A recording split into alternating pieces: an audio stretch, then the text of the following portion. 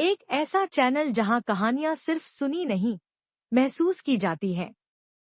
यहां आपको मिलेंगी thriller, horror, romance, fantasy story. Welcome to Aditya's virtual world. Subscribe करो और जुड़ जाओ वर्चुअल की दुनिया से। CH3 शिवी का हिमालय की ट्रिप में जाना। वहीं दरवाजे पर शिवी के पप्पा खड़े थे। तभी वो अंदर आए और शिवी से कहा, कृष ने तेरी माँ और मुझे समझाया है कि हमें तुम्हें ट्रिप पर भेजना चाहिए। वहाँ तुम्हारी सेफ्टी के लिए बहुत सारे गार्ड्स भी होंगे। तो तुम्हारी माँ मान भी गई। जैसे ही शिवी ने ये बात सुनी, उसने खुशी से अपने पप्पा को गले लगा लिया और कहा, थैंक यू मुझे ट्रिप पर जाने की परमिशन देने के लिए। कल मैं कॉलेज में फॉर्म भर दूंगी।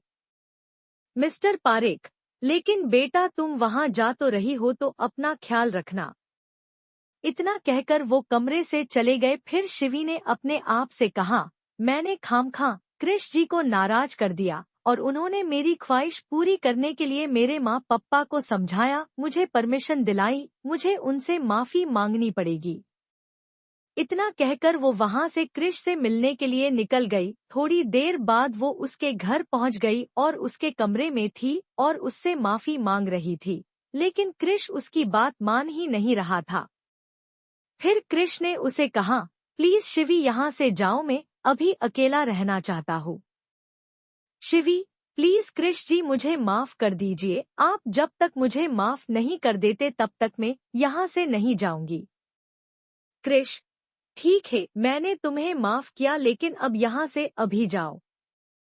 उसकी बात सुनकर शिवी ने अपना सिर हिलाया और वहाँ से चली गई। जब वो हॉल से निकली तो वहाँ उसे कृष की माँ मिल गई और उसने शिवी को ताना मारते हुए कहा, हमारे यहाँ लग्न से पहले लड़कियाँ ससुराल ज्यादा आ जा नहीं करती है, लेकिन कुछ लड़कियाँ ये बात समझ ही नहीं पाती, इसलिए मुंह उठा के चली आती है।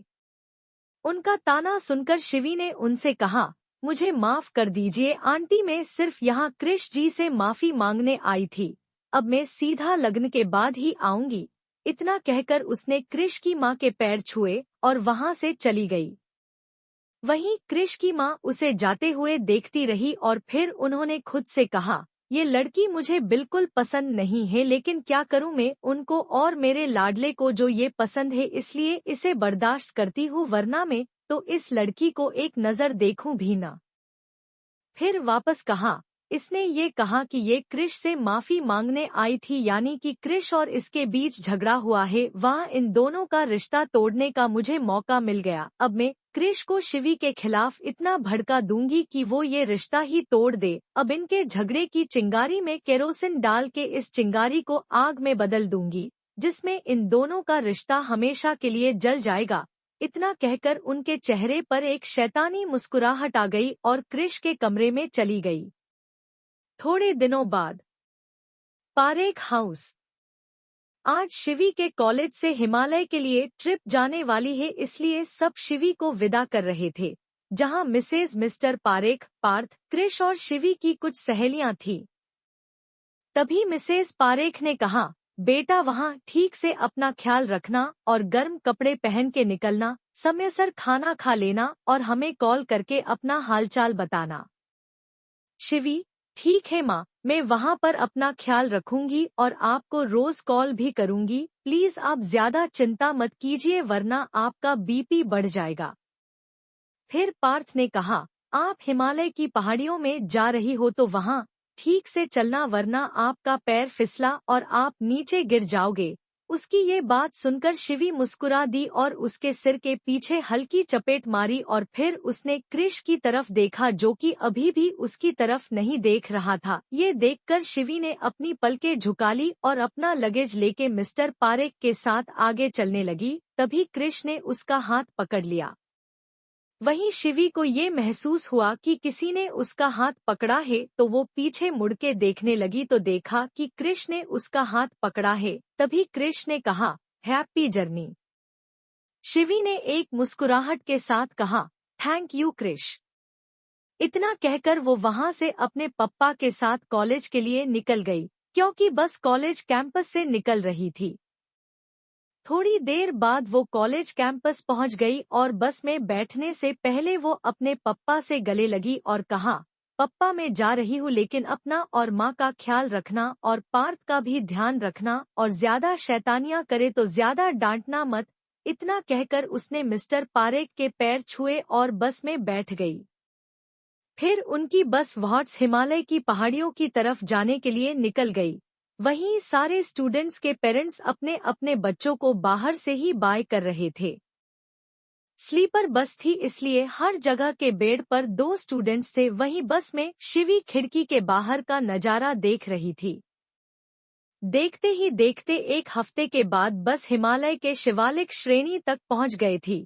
वहां से सारे स्टूडेंट्स और प्रोफेसर्स अपना जरूरी सामान और ट्रैकिंग के लिए जो चीजें होती है उन्हें लेकर चलने लगे।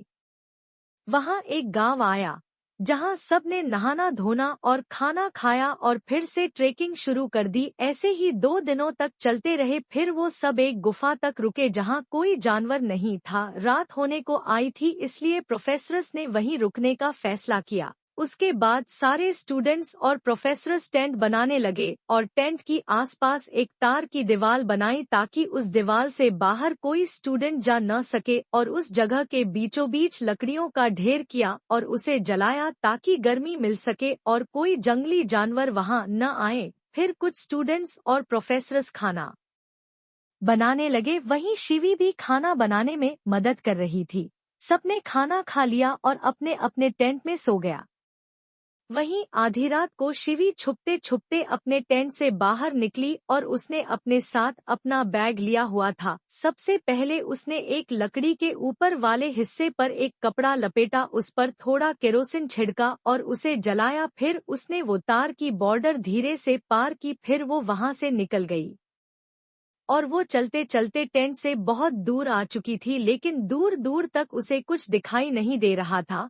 बस रात का अंधेरा था और बर्फीली हवाएं चल रही थी। शिवी बस आगे चली जा रही थी। वो बहुत देर से चल रही थी और ठंडा मौसम भी था इसलिए उसके पैरों में अब दर्द होना शुरू हो गया और उसकी धीरे धीरे आंखें भी बंद होने लगी थी। लेकिन फिर भी वो हार न मानते हुए आगे चल रही थी और भगवान शिव का मंत्र जाप रही थी, नमः शिवाय, नमः शिवाय। फिर उसने वापस आसपास नजर घुमाई तो उसे एक कोने में हल्की हल्की रोशनी दिखाई दी। वो उस रोशनी को फॉलो करके उस जगह पर जाने लगी। वो जहाँ थी वहाँ से वो जगह बहुत दूर पड़ती थी इसलिए शिवी को वहाँ पहुँचने में 1.5 या 2 घंटे लगे होंगे। आखिर में वो उस जगह आ ही गई। जैसे ही वो उस जगह आई वहाँ बर्फ बिल्कुल नहीं थी। वो जगह एकदम किसी बगीचे की तरह थी जहाँ हर तरफ अलग अलग जात के पौधे थे। वहाँ एक तालाब भी था जिसमें नीले कमल थे जो चांद की रोशनी में खिले हुए थे। वहाँ हवा में बहुत सारे आगिया, जुगनू, फायरफ्लाई उड़ रहे थे जिनकी वजह से वहाँ रोशनी हो रही थी। वहीं रात में वहाँ का नजारा बहुत खूबसूरत दिख रहा था। वहीं शिवी ने आसपास का नजारा देखा तो उसकी थकान अपने आप ही चली गई और उस जगह पर मोहित हो गई। फिर वो होश में आई और फायरफ्लाई को पकड़ने लगी। उसके बाद वो झील के पास गई और फिर उसने उस झील के पानी से अपना मुंह धोया और अपने आप से कहा, उस किताब में जैसा लिखा था ये बिल्कुल उस तरह ही है। और फिर लिखा था कि वहाँ बहुत सारी जड़ी बूटियाँ हैं जो मेरे बहुत काम आ सकती है, तो सबसे पहले मैं उन जड़ी बूटियों को ले लेती हूँ। इतना कहकर वो सारी जड़ी बूटियाँ लेने लगी। फिर वो सारी जड़ी बूटियाँ उसने अपने बैग में डाली और फिर उस झील को देखकर कहा, उस किताब में ये लिखा था कि इस झील के जरिए कोई भी नाग नागिन की दुनिया में जा सकता है, इसलिए मुझे इस झील में कूदना होगा। लेकिन उससे पहले मुझे अपने कपड़े बदलने पड़ेंगे क्योंकि अगर वहाँ किसी नाग नागिन ने मुझे इन कपड़ों में देख लिया तो उन्हें मुझ पर शक हो जाएगा कि मैं इंसान हूँ, इसलिए मुझे इच्छाधारी नागिन जैसे कपड़े पहनने होंगे। और इस किताब में भी यही लिखा है कि नाग नागिन को जन्म से ही उन्हें एक खास प्रकार के कपड़े दिए जाते हैं। वही कपड़े हमेशा पहनते हैं और कभी चेंज नहीं करते हैं, किसी खास मौके पर ही वो कपड़े चेंज करते हैं। इतना कहकर वो अपने बैग में नागिन की डिजाइन वाले कपड़े लाई थी, वो पहन लिए और फिर वो उस झील में कूद गई। क्या सच में शिवी नाग नागिन की दुनिया में पहुंच जाएगी? और पहुंच गई तो वो वहां से कब वापस आएगी या वो वहां किसी मुसीबत में पड़ जाएगी? Please like